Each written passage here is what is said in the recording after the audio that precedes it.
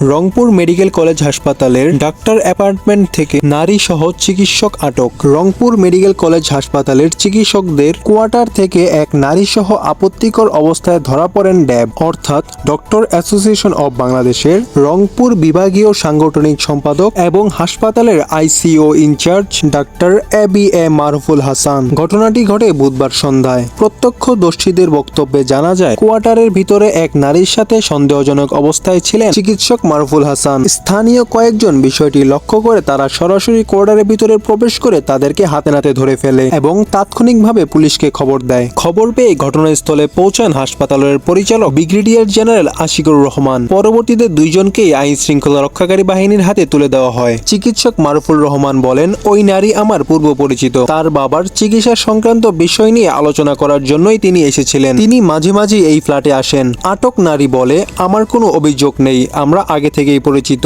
রংপুর কোতোয়ালি থানার ওসি আতাউল্লাহ হক জানান, চিকিৎসক এবং নারীকে থানায় আনা হয়েছে। ঘটনাটি তদন্ত করে আইনগত ব্যবস্থা নেওয়া হবে। হাসপাতালের পরিচালক ব্রিগেডিয়ার জেনারেল আশিকুর রহমান বলেন, আমরা প্রাথমিকভাবে ঘটনাটিকে গুরুত্বের সহকারে দেখছি এবং আইন অনুযায়ী পুলিশকে পদক্ষেপ নেওয়ার জন্য বলা হয়েছে।